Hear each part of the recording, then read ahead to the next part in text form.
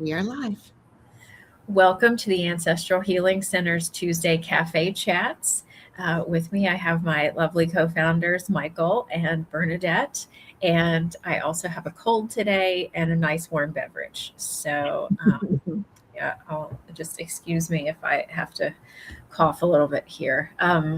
So today we are going to be continuing from last week talking about what is trauma-informed genealogy. And this week we're going to be coming at it from all of you out there who have approached genealogy strictly from a information gathering. We want to know and collect and maybe collate information about our family. We're going to be starting at it from that angle because sometimes things take bizarre twists and turns when we start doing what we think is just very linear analytical digging into our family histories. So today Bernadette and Michael are going to be sharing some stories with you about how I started looking for my ancestors and I ended up finding myself. So, as we know in this work, it can be really identity shifting and life transforming. So, I would love to jump in. There are some stages we've got to go through when we do this. Both trauma-informed genealogy and what you would call traditional genealogy, they both start out with a sense of curiosity.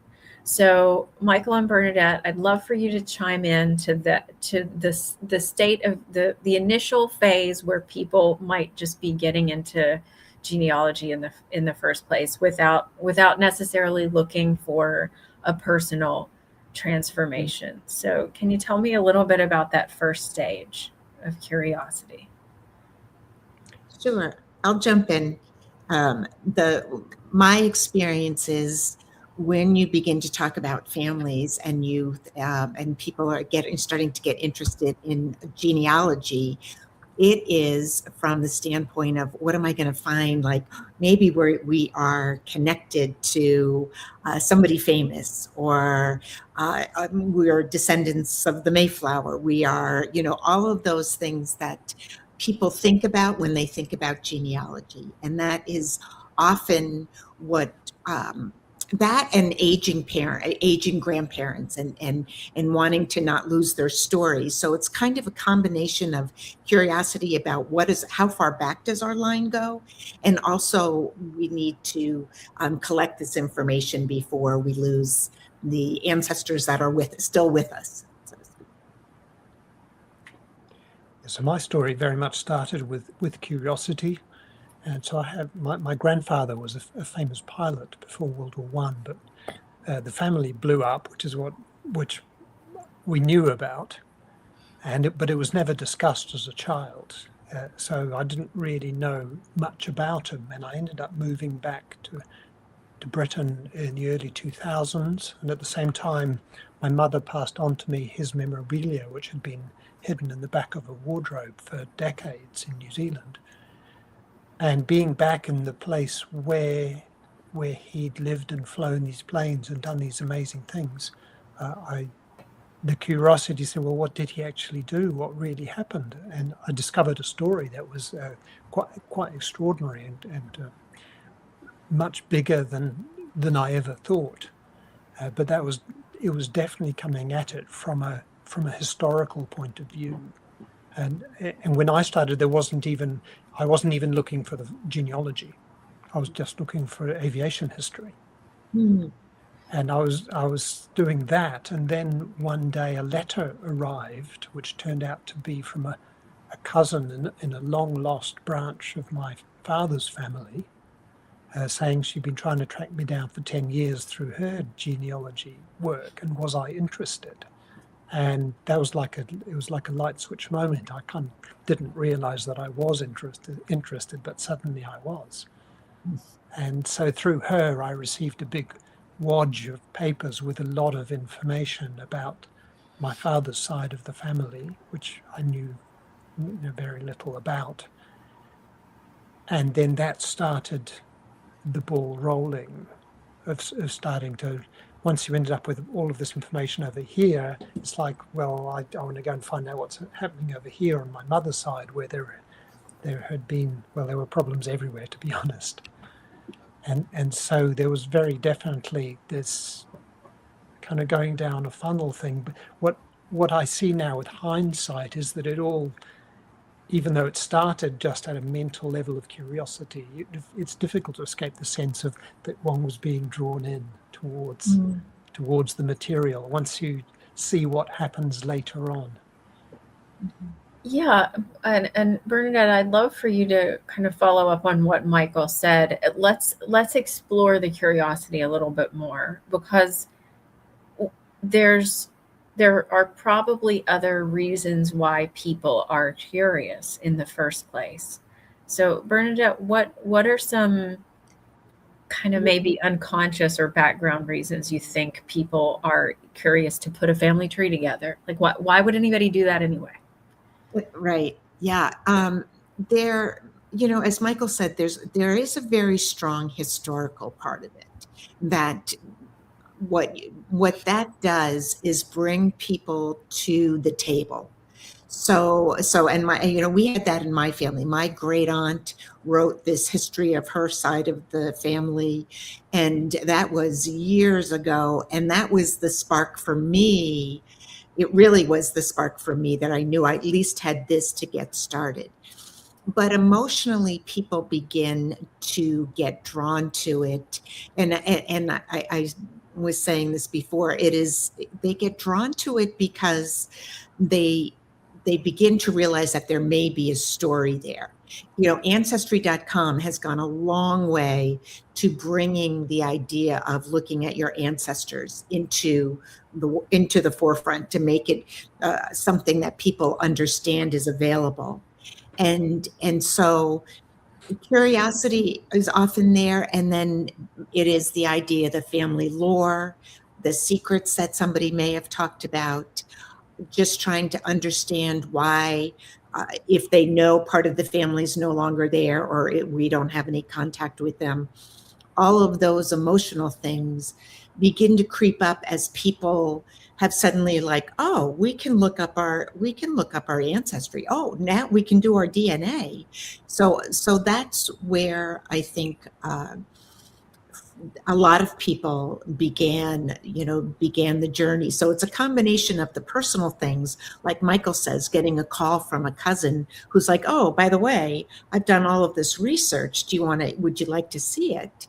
And people being drawn to Who Do You Think You Are, which was one of the programs. And now I'm going to forget the other one, but there's several programs out there that are helping people get interested because they're seeing what it looks like when you discover your family story. Yeah, and there are also people like you, Michael, that were just history buffs and are just like, I'm just interested in this. But then you found out later that there were other unconscious things that were drawing you into this information. Yeah, the history was ultimately inseparable from the physical history was inseparable from the emotional history when you really get into it. Mm-hmm. Because the emotional history is the driver of the physical history.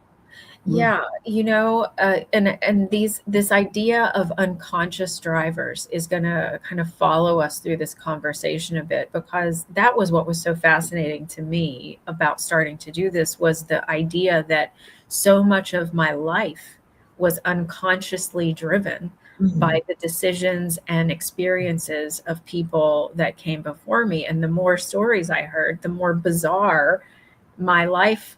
I was like, do I do anything on my own free will? So we'll kind of continue that. But this, once we've been curious, there's a second stage, and sometimes these stages can be flipped, because like you said, sometimes a relative can call you out of the blue and surprise you with information. But the second stage is discovery. So there was a surprise DNA match, or our grandparents' stories that we've known just didn't quite add up, or maybe someone found out they were adopted. So I'd love to hear some of your clinical and or personal examples of people who had a discovery and what that started to do for them in their lives. On my side, on the clinical side, is more because I work with a lot of people who come to me with issues around shame. So this is actually almost the opposite of Bernadette, where people are coming in and saying, I'm interested in the genealogy, because the people who come to me with shame, very often it's inherited shame, which they don't know, but very often there's actually a resistance to the genealogy. And you say, well, what can you tell me about your family? And suddenly it's like, and so there's a discovery element here when you actually start, can you tell me some things? And then suddenly the door starts opening when they actually start making that same recognition that Ruschelle just described, when going, oh, actually, my grandfather went through this. Oh, they went through that.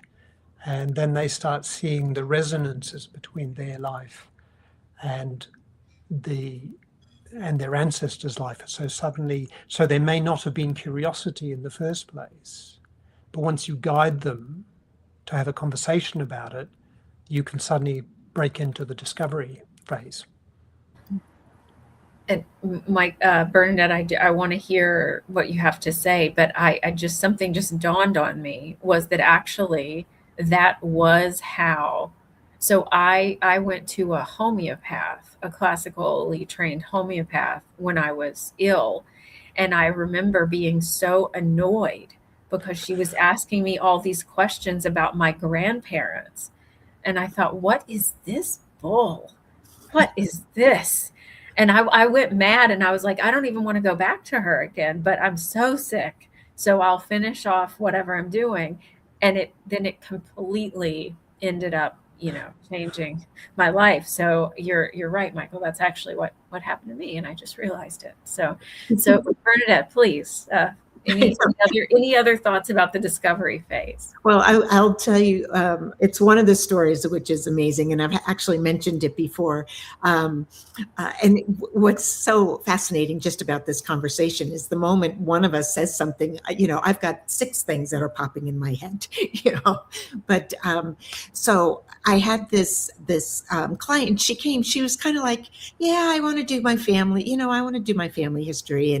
And then she said, "This is a story." When she said, "And I'm from the South, so you're going to find stuff." That was her reaction. And so she had a playful kind of like, let's see what we can find. And one of the things she said, my great grandfather was accused of murder. So we quickly uncovered that one, and that was what it turned out to be. Was her great grandfather was in fact accused of murder, but it turned out it was a duel, and it was right at the cusp of when duels were being out, no longer allowed. And he happened to win the duel. And that's really, it was like a showdown. And so this was deep in the South, but she kind of knew that story. And it was more like, now she has a murderer in the family. But what came up that was incredibly powerful is she also knew that there might be enslavement in her family. She was a white woman, and both sides of her family were from the Deep South. And on her mom's side was a little wealthier, and we did discover that her ancestors were prominent in the Civil War, and they were landowners, and they did have slaves on their property. And so that was something that she kind of expected. But when we looked at her dad's side, there was a secret back there that we didn't know was there. And when I discovered it, I thought something's wrong here. I began to see, as I was looking at census records of her ancestors, I began to see M's next to some of the names, and when it came to race. And an M means mulatto. And so I'm looking at it and discovering there's something there, and we continue to do it. And what we found was that her great-great-grandmother um, owned a farm, but it was a little farm, and she had a slave, and she was the mother of 5 children who was in her line, and that slave was the father of the 5 children. So on her mom's side, they were slave owners. And on her dad's side, her 3rd great grandfather was an enslaved person. So it was quite a shock. She didn't handle it she was really okay with it, because that was kind of, but trying to make sense of it was never brought forward. And what happened, the reason it was never brought forward is once they moved from the South and they moved to another part of the country, the M's disappeared and they became W's. And they married into white families. And so she had no idea that this was back there.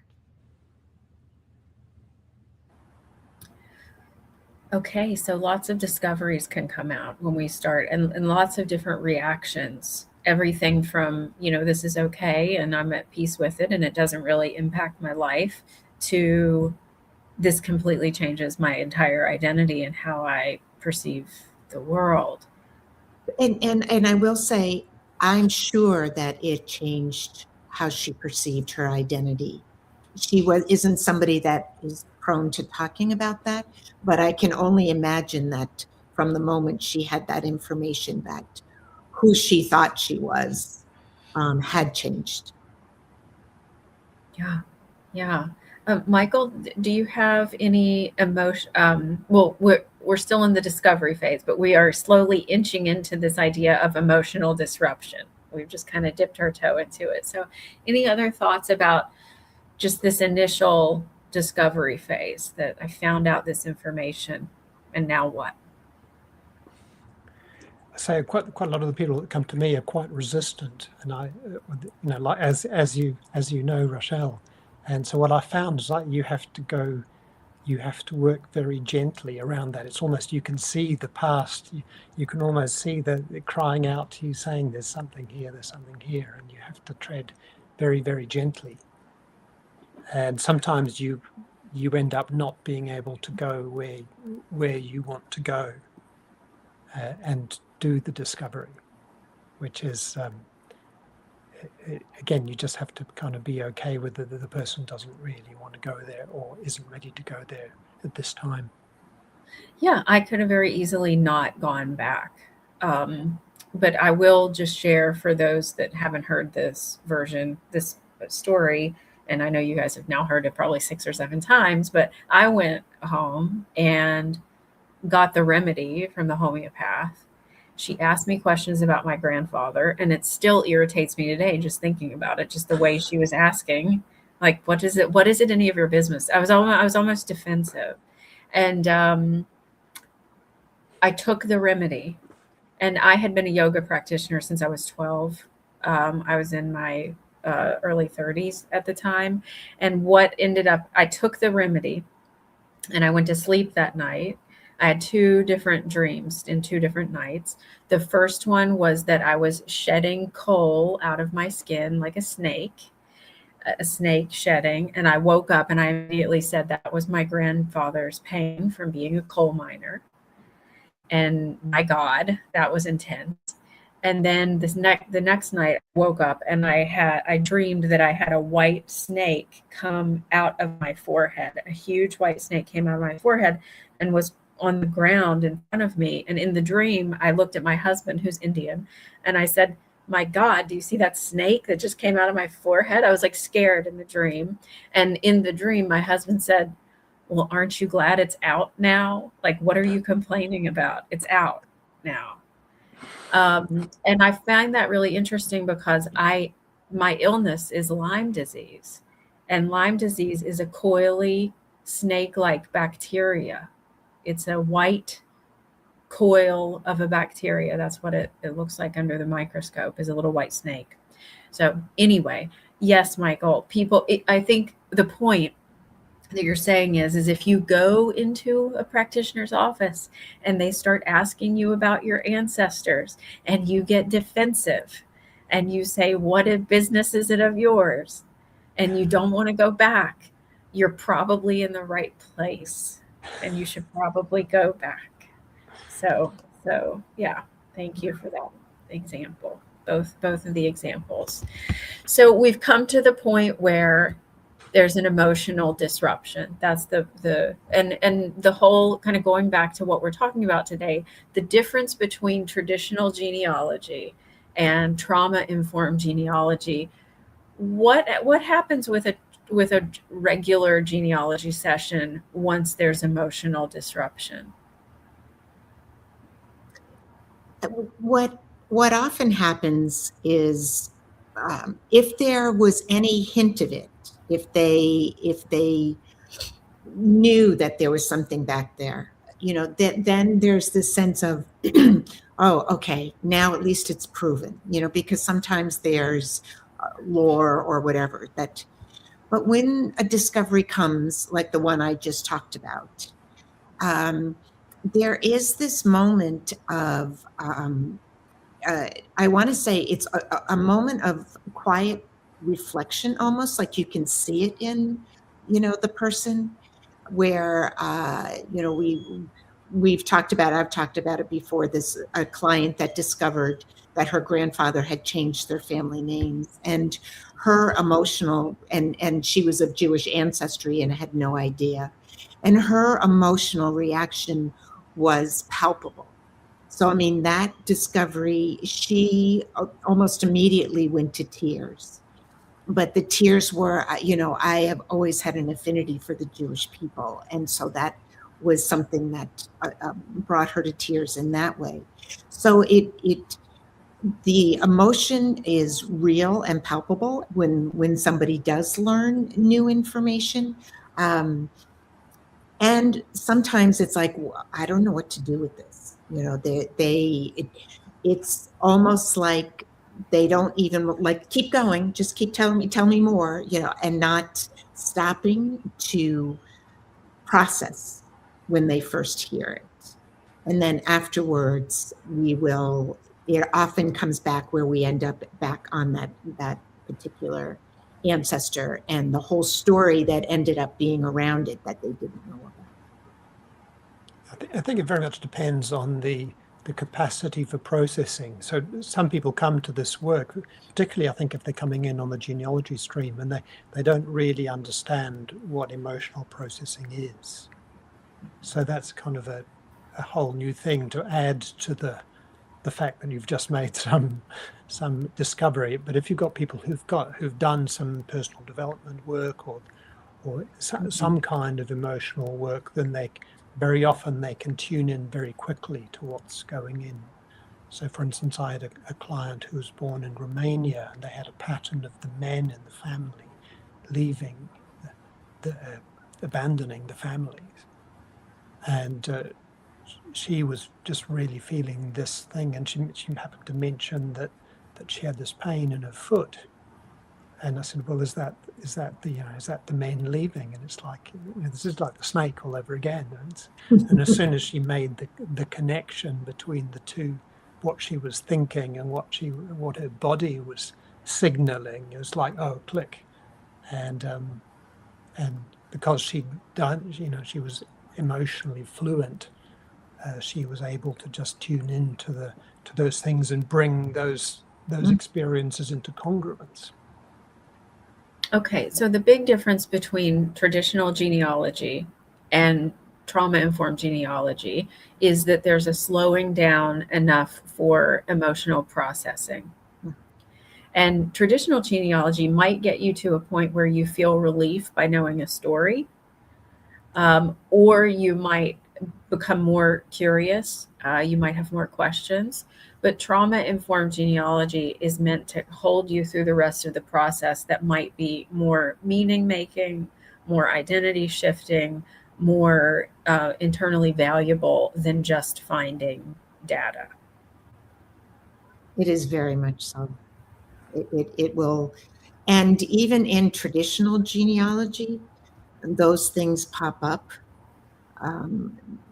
But the genealogist doesn't often know what to do with them, or what to, they sometimes it's just facts that are there, and it's just, so, but with a trauma informed genealogist, there's this, let's pause, let's understand that you may feel it in your body now, or something may come up after. Okay, so then let's jump to number 4, the 4th stage, which I think is can happen when someone does regular genealogy research, but is really unique to a trauma-informed lens, and that is meaning making, or what we call in therapy post-traumatic growth. Because I did a survey on LinkedIn, is genealogy work traumatic? And I think I got 50% of people said that yes, genealogy work is traumatic, but it can also be this post-traumatic growth experience afterwards. So tell me a little bit about meaning making that you've seen, identity shifts, life transformation examples from people who have done this type of work. So I can share one from my own journey, which kind of brought a lot of the initial work around my great-grandfather, who was the pilot, and my grandfather, and my grandmother, who was the black sheep. We've got an episode on that. You can go and check that out. And she'd had an affair and been kicked out of the family, and disappeared from the family. And one of the things that I wanted to do was to find some closure around her. But I hadn't been able to find any real information about her. And again, out of the blue, and this phrase comes up, but yeah, Bernadette smiling, it's things come to you when you go down this trauma-informed genealogy path. It's like the ancestors are contriving to get these stories sorted out. And I received an email out of the blue, from a relative on my mother's side, and among the information there was the address that my grandmother, my disgraced grandmother, had retired to in Cornwall. And one of the things we've discussed a lot is the geography of trauma and how powerful it is to actually go to the locations where things happened. And so I thought, oh, this could be interesting. And I went in and I Googled this address and nothing came up. So it's like the trail went cold as soon as it had appeared, which was a little bit, okay. And I sort of didn't think anymore. I left it at that point. I don't know what to do with this. And about 3 months later, we had a phone call one night, and my wife answered it, and there were some friends and said, oh, we're going to Cornwall for the weekend. And, do we want to go? There's a spare room. And I found myself formulating the question, whereabouts in Cornwall? And I got halfway through formulating it, and I knew the answer. And the answer was Rock, which is the village where my grandmother has retired. That was all I knew about her. And sure enough, they were going to Rock. So again, there's this sense of the past just reeling you in. When the past does not stay in the past. Here it is, very actively reeling in. And I didn't know where this house was. And the night before we drove down, I looked at the email from this relative, and I noticed spelling mistakes, and I realized she was just not a good speller, and the house name was quite a long, unusual name. And I tried some alternatives, and almost immediately I found the house and found the record for it. And so we went down to this place, and I can remember stopping outside this house and just trying to push the car door open. It was like there was this huge force pushing it. It's like, no, you really don't want to get out of it. And it's like, yes, I really do. And again, that push-pull thing that Ruschelle described earlier, of I don't want to go here, but I need to go here. And when I stepped out of the car towards the house, I was just hit by all the barrage of pain on that side of the family from my grandmother. And she never wanted to break up the family. She didn't want to lose connection with her daughter and ultimately her grandchildren that she never knew. And so there was a huge experience of relief and release and closure that came off that experience of finding that place and going there and visiting it. But again, not going there with the head going, okay, this is the house, here's a photograph of it, but actually going there and showing up emotionally. And then 3 weeks after that, we went to there's a program in Britain called the Antiques Roadshow, which is one of the most popular TV shows where people bring their antiques. And I took my grandfather's flying memorabilia, and we ended up being selected to be filmed on Antiques Roadshow, which out of 1,000 people will turn up, and 10 will get filmed.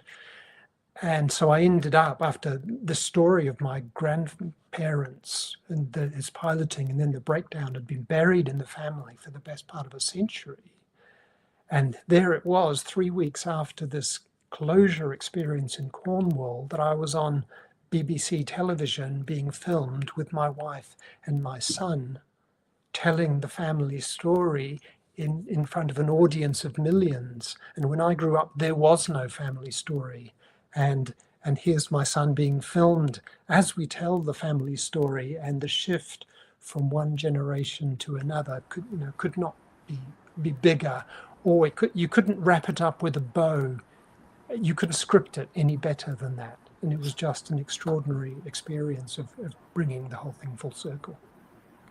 Michael, that's a great example of transmutation, which we talked about earlier. It's not transmission of trauma, but it's the transmutation Yes. of trauma that turns, your son's life into something way more cool than, keeping family secrets. So amazing.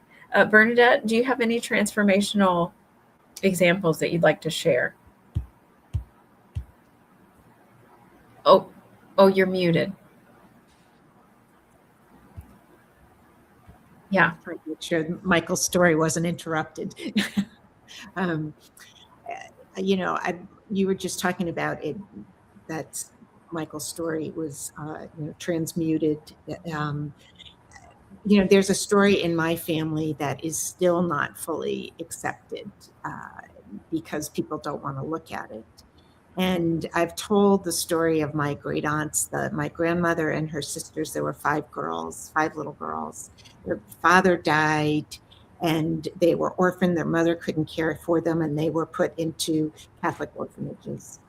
And I believed I could not find any sign of my grandmother. My great grandmother. I couldn't find her anywhere. So I believed at some point that she had died. And she was never mentioned again. My great aunt Peg wrote diaries from the time she was little, and never in any of the diaries, we had a lot of them, was her mother ever mentioned. She did also have a calendar that she kept, that you knew the year people were born and where they, when their birthdays were and when they, she kept an incredible record.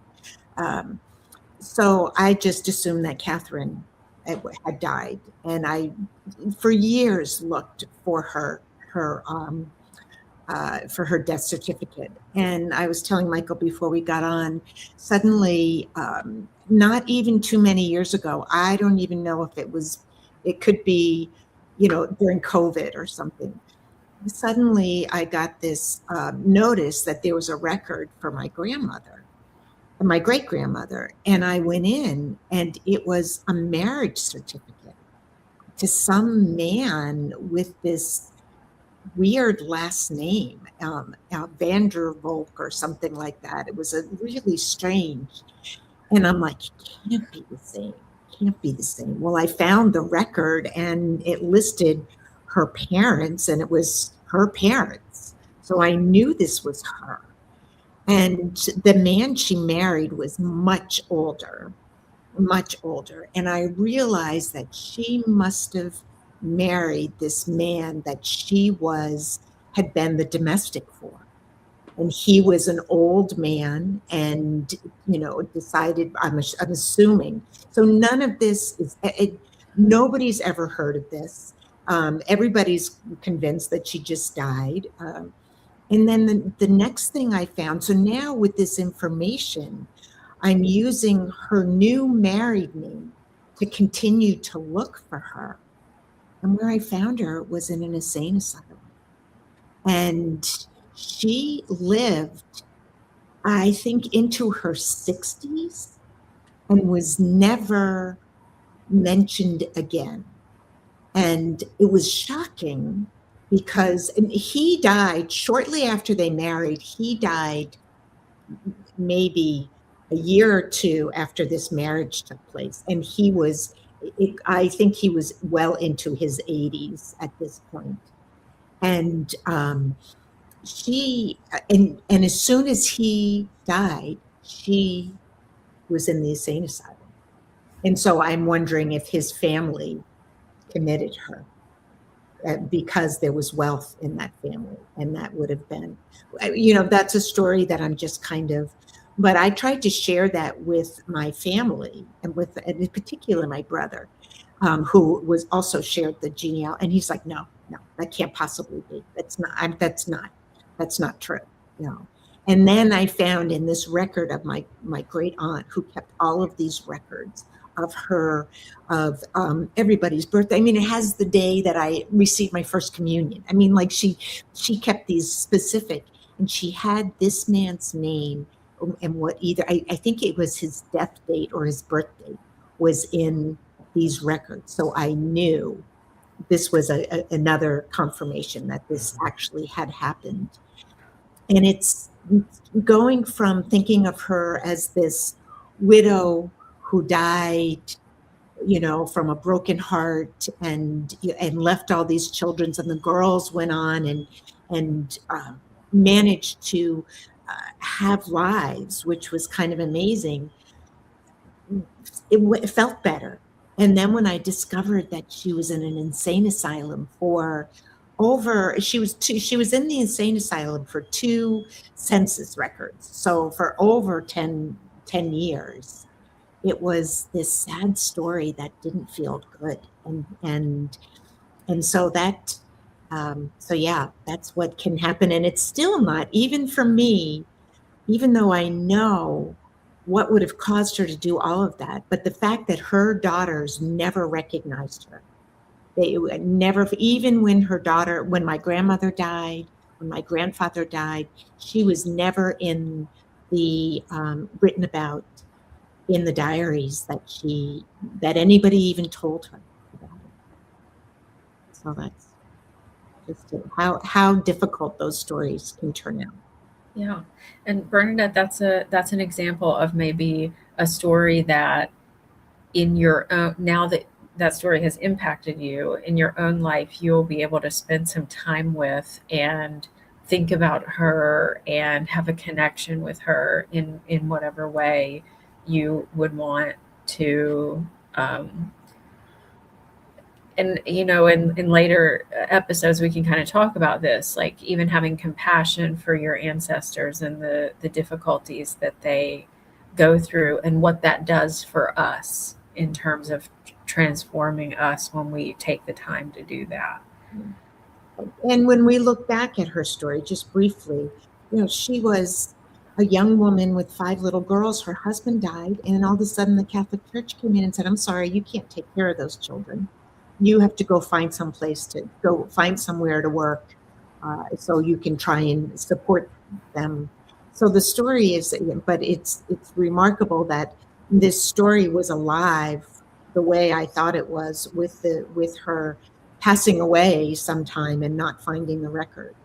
And in the last, 5 years, 6 years, the story completely changed.